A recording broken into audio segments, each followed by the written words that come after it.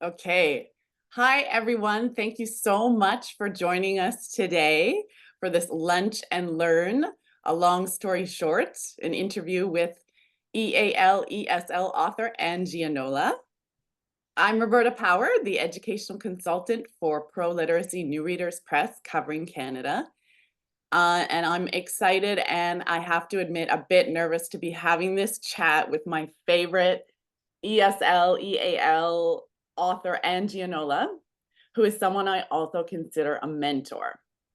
Ann taught English for 37 years at the San Diego Community College District, and she first started creating these stories out of necessity to try to help with language development and retention. But little did she realize how popular the stories would become with their punchlines and humorous twists. Even though she researched and she knew the importance of reading stories, she hadn't quite predicted how much of a positive impact her stories could have on learning. And as a longtime teacher for English language learners myself, I've used Anne's books with my own students. So this is such an honor to be chatting with Anne today about her new series, Long Stories Short. And I know there are other teachers out there today and who are also big fans of your work. Um, you might have used From Home to School or That's Life, Life Goes On, novel scenes or more novel scenes, health stories, stories plus, and now we have long stories short. What we like about your various series is that they are multi-leveled slice of life stories that are very funny and touching at the same time as they are the real world, covering all the themes we take up as instructors, like work, community, health, recreation, family, parenting, education, and technology. There's also lots of illustrations, which are really good to help with understanding and memory, as you know, and we really appreciate how you have these follow-up exercises in all your books that develop all skill areas. And I know you're going to tell us about that in a few minutes, Anne. And as a teacher who does a lot of drama and role play in my own class, there's always a dialogue practice at the end of every chapter of your books, which I also discovered is something that you offer in this new series, Long Story Short. Super modern and relevant, but still with that old-fashioned sense of fun and humor. So, Anne, thank you so much for being here with us today. We're really excited, and we're wondering, where do you get the ideas for the stories that you write for your English language learners? Well, thank you, Roberta, and it's really a pleasure to join you today. And thank you to the attendees who have tuned in to listen. I think it's, as far as the inspiration for and the ideas for the writing of the stories, I think it's fair to say that I've had a lot of life experiences. So in creating stories, I tend to draw from what I've either lived firsthand or what I've observed in the lives of other people. And occasionally the stories are just a product of my wild imagination, but still, I must always bear in mind our multicultural, multi-level student population and the thematic units that you mentioned before, food and shopping and health and housing that need to be addressed in the classroom. So I consider sight word lists, of course, and adhere to program standards. Then, with all of those things in mind, and perhaps with some divine inspiration, I earnestly attempt to produce work that is both relevant and enjoyable. Well, you know what? That's what I love about your stories, and that's what I'm drawn to, is that not only are they fun and funny, but students and teachers alike can really relate to them. And it's rare to find that combination of entertainment and reality and skill building in a book for English language learners. It really is. Your books are so unique that way. And teachers are going to appreciate as well how this new series is aligned with our college and career readiness standards, CASAS competencies, WIOA, uh, Workforce Innovation and Opportunity Act. I hope I pronounced that correctly. English language proficiency standards, and of course, Canadian language benchmarks now, which I'm so excited about, and others. So, how would you say, Anne, the series compares with your other series? Like, what do what can teachers expect and look forward to? Well, Roberta, I think if you've appreciated my work in the past, I think you'll like Long Story Short too. So hopefully you'll find these stories educational and informative and still humorous. Yet the book series is very fresh and contemporary. So gone are the anachronisms of books that can be the way the world is changing so quickly. Things have changed a lot in the recent past. So gone, looking for a job through the want ads found in the newspaper, it's really not the way it's done anymore. Um, we also have the computers, telephones, and cameras that don't look like or work the way they did 10 and 20 years ago. Well, you must admit those things are really very different and different for our students too. So most people, including the majority of our students, have the telephone and camera and computer in their pocket nowadays, right? So these sorts of references are updated. And I think teachers will find that the exercises are more interesting and varied and very comprehensive in terms of providing practice in all language areas. So by definition, this is a 5-level reading series, but it also includes focused practice in listening, speaking, and writing too. Also, I think this is something that will be really great, especially in the lower levels, that there is a far more generous supply of illustrations and actual photos than appeared in past books. So at the intro level is what you're looking at right now. There, nearly every sentence offers a support picture. So, I mean, this is going to be very, very helpful at that introductory level. Also, for the first time, there is a 5th level, an intermediate level, by popular demand.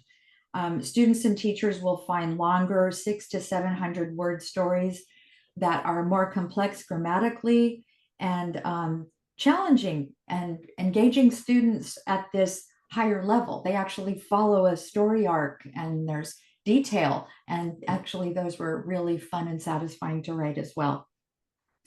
So also, I must have a word about the topics that are pretty exciting.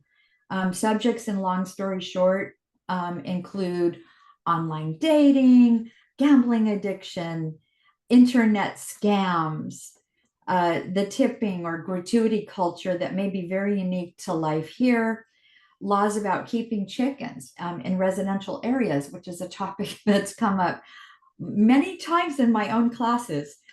Using one's own child as an interpreter, for example, at a parent and teacher conference, getting divorced, testing at the DMV, bad business deals, contacting government agencies like the Occupational Safety and Health Administration, which is called OSHA here in the US, maybe about unsafe practices in the workplace. Working in a convenience store and a robbery occurring, going to small claims court. So yeah, there's a lot of very, very interesting topics that I think will have a little more weight in some ways than some of the past stories. Yeah, I love how you also have stories that involve social media and GPS navigation, recycling. I think it's all really so up to date and so cool. And I think that's really important that your books help our learners at all levels and get familiar with our North American laws and liberties, while at the same time offering that universal appeal that probably all cultures and backgrounds can connect with. And also having these modern and exciting topics is so cool. Uh, it just makes students, want to learn how to express themselves linguistically and motivated to produce language. At this point, I think we should maybe share a sample lesson from the new series, Long Story Short. And this one is from the low beginning level, and it's entitled Giving at Work. So, how do we go about uh, how do we approach this lesson and this reading about an annoying coworker? Right, Roberta. So this one, as you say, is from the low beginning level, which is the second level of the 5 books. So at this level too, I especially like to use scaffolding techniques for reading instruction. So, we're doing things like accessing prior knowledge to help students make connections, between what they already know and what they're learning, identifying things in the pictures, what do you see, labeling all the nouns and verbs, woman, envelope, office, drawers, whatever it takes, the verbs, hold, walk, see, perhaps avoid in the case of this character. Okay, so this strategy is really beneficial to all students, but it's particularly helpful for English language learners. And it's good for building the background knowledge necessary to then understand the story. We might also pre-teach the vocabulary and glean the lessons beforehand for words that might be less familiar and particularly challenging. Use those visual aids, use those detailed illustrations to support, in this case, you're looking at a 150 word story. I'm also a big fan of using realia, objects that you bring in from home to support your teaching. So in this story, for example, in the very first picture, it might be a bit cut off there, but she's holding an envelope. And in the second picture, she has the audacity to put this envelope over her coworker's soup. So these can also be a good way to teach prepositions. Bring in that envelope and bring in the bowl. And when the character puts her envelope over Chun's soup, we can also put it under the soup, next to the soup, in the soup, above the soup, beside the soup, to the left of the soup, to the right of the soup, and so on.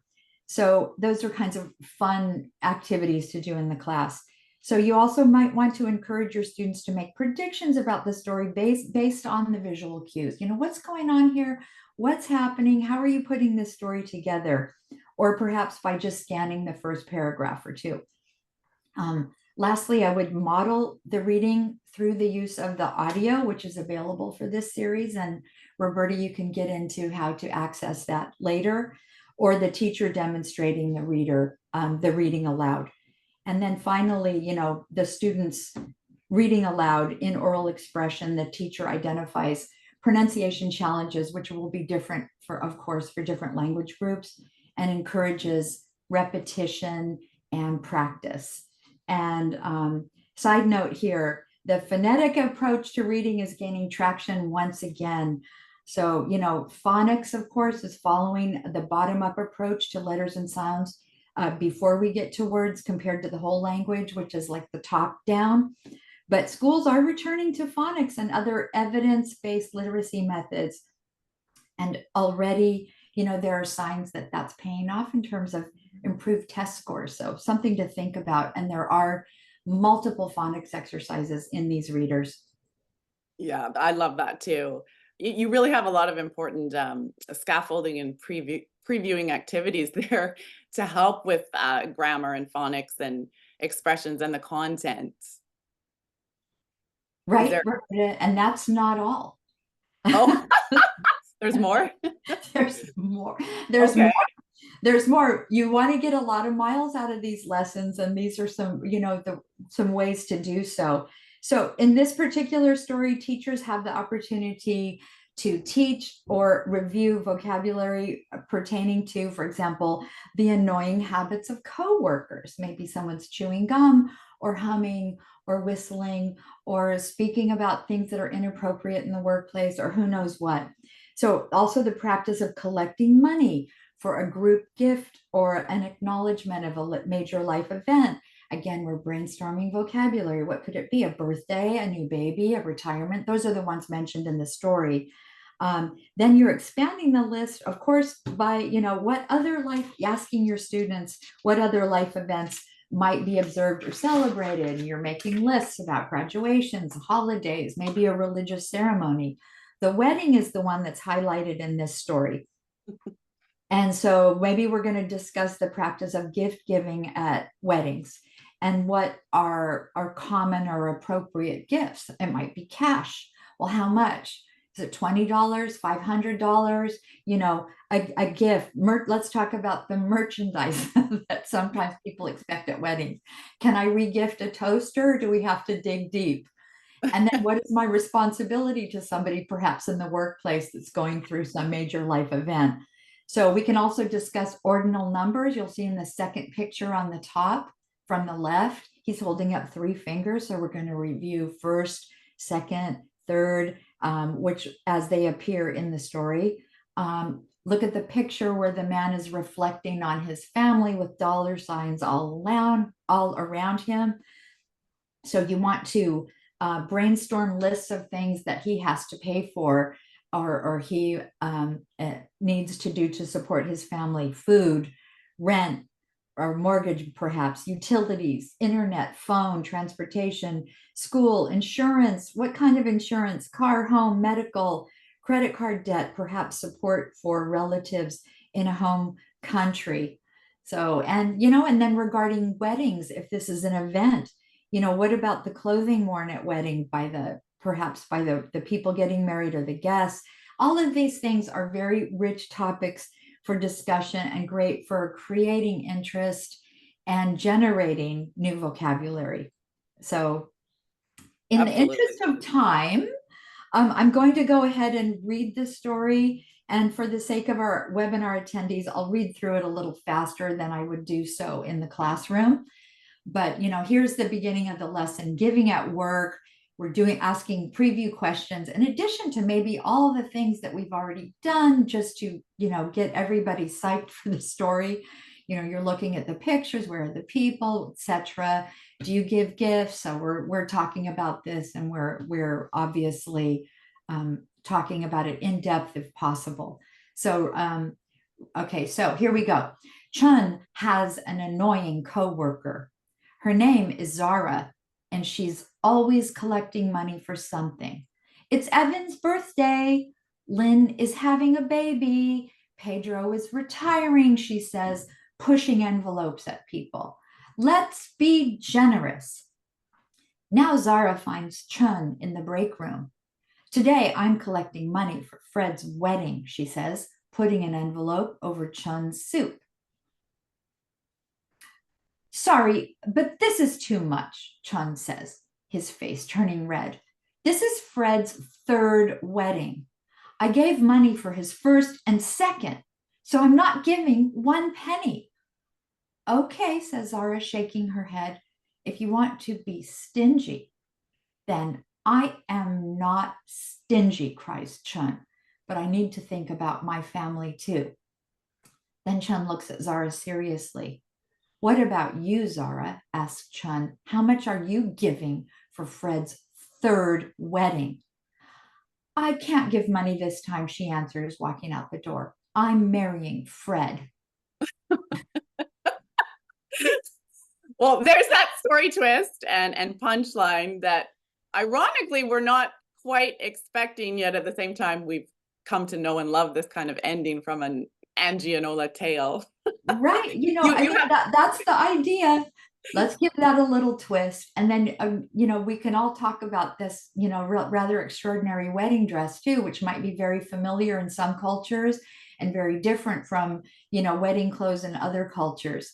So believe me, in just a few little paragraphs, you can get a lot of miles in a reading like this, and teacher review things pertaining to it for many days. Yeah, I could have a discussion about wedding dresses in my own classroom for 3 hours at least for Yes, right. so, what can we, anticipate in terms of follow-up exercises? Okay, so immediately following this story, you can look forward to comprehension questions, okay? And typically they're more yes, no at this level. Vocabulary reinforcement activities, partner activities, yes, no questions. But you know what we're going to do? For example, look at number 3 at the top of the page. We don't just have the student cross out the word and, oh, it's not the sister, it's the coworker. You know, let's make this more interesting. Let's practice the interrogative, and everybody get up, and we'll add some more words. Is Zara Chun's annoying sister? No, she isn't.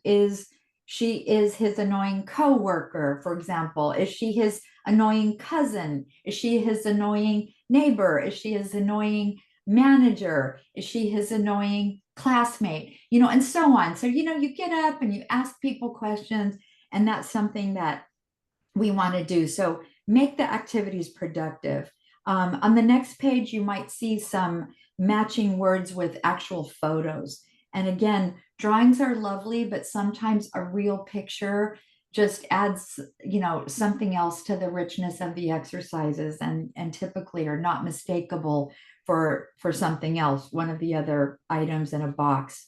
So that's another new feature. Antonym exercises. Again, get up, ask your partner, what is the opposite of annoying? The opposite of annoying is, in this case, nice. And vice versa, you go back and forth. What is the opposite of nice? You ask your partner. The opposite of nice, in this case, is annoying. So, these are kind of fun things to do. These kind of questions with the whole class, small group, in pairs, it depends kind of on the size or chemistry of your class, but they can be really enjoyable things to do. So, Yeah, very robust exercises. And, to emphasize again, these lessons routinely, or sorry, the after lessons really offer a lot of dialogue practice, which is something that I've always gravitated to as a teacher. I found it takes a lot of pressure off of learners to play a role rather than to play themselves. And I also found that it was a real eye opener, or I guess ear opener, if you will, to witness our students' pronunciation and intonation, which is in many cases can use a lot of fine tuning, maybe more than we originally thought. How have you found role play effective? well, that's absolutely true. And I think it's role playing is, rest assured, it's a consistent activity among the follow up exercises in long story short. So, in my view, having students practicing dialogues is useful for reading, for pronunciation, intonation practice, which words are emphasized, the voice going, up and down. But it can also allow students to tap into their more creative side. So, it doesn't matter if the situation is, completely relatable. It's just fun. You're impersonating other people, other situations. So as a classroom activity, I would also ask that students lengthen these dialogues with their partners. And so that after they end in the book, and you can see the last line there, the last word there is money, you and I as partners are going to get together and write 2 or 3 more exchanges, and then perform them in our groups or before the whole class. Some people are willing to do that. So it's a lot of fun, and it allows students to become these characters and insert themselves into these situations and predicaments. And it can also lead to, another thing you might think about is a problem solving activity. This Zara coworker is pretty outrageous. So let's have Chun, for example, go to HR and complain about being called stingy. He has a case, or he wants to protest these aggressive tactics to cough up money every so often. So what can he say? And you can distill this down into some pretty simple language.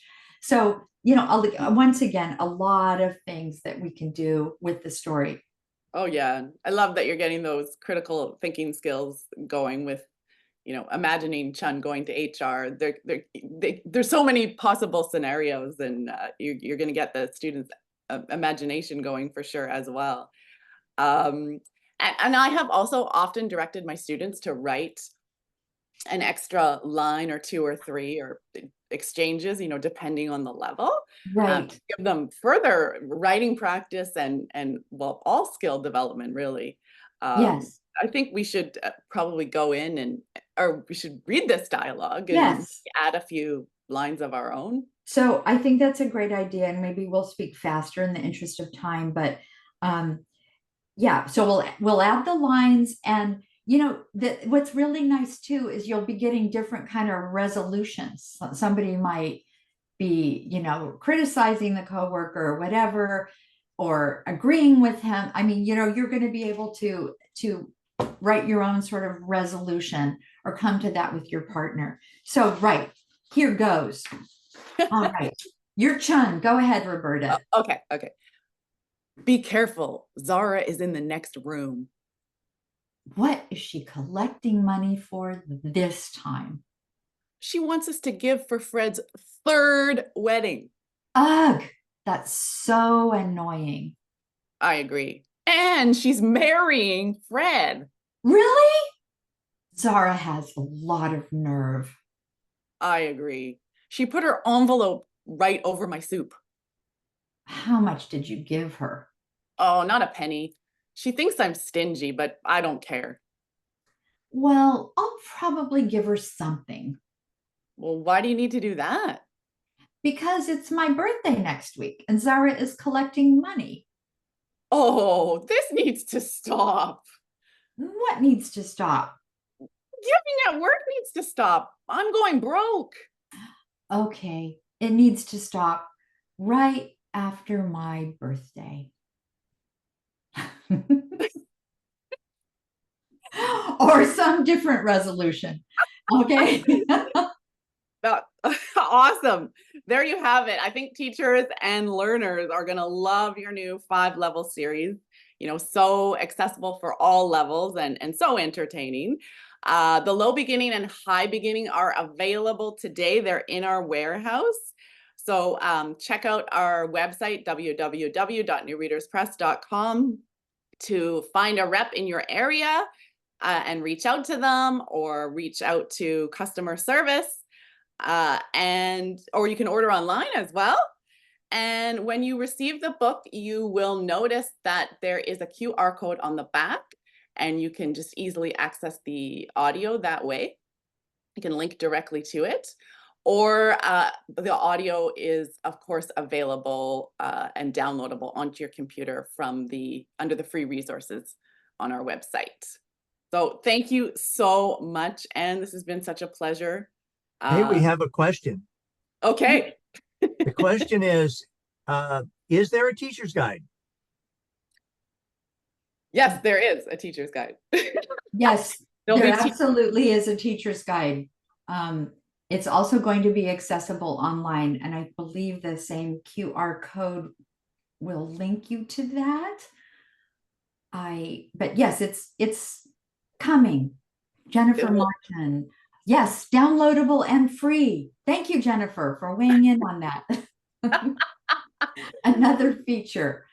Yes, downloadable and free. And you know what? Great. Preview exercises, lesson notes, things that you can do with the activities. It's really worth a read sometimes when you're just feeling a little stumped about, what can I do with this? So supplemental reading is something that's really enjoyable in the classroom, and you'd be surprised, how many miles you can get out of it in the classroom. So, good luck with that.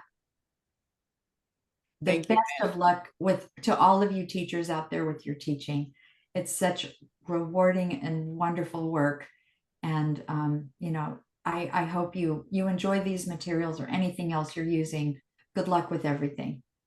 There's a question from, hang on, I've got to open my chat.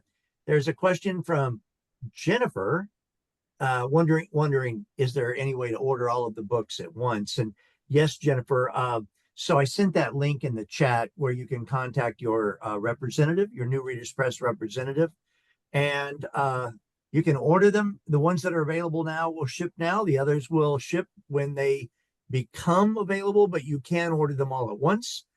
Susan asked, I have already pre-ordered both sets. Oh, she's just commenting. She's excited that they're now in the warehouse and looking forward to getting the books. Okay, I don't see any other questions at this time. Thank you again, everybody. Yes, thank you. Ann. We appreciate your attendance, and I hope you look over the product and find that, it suits you, and I think you'll enjoy it. Dan, thanks, Roberta. Thank you thank very you. much.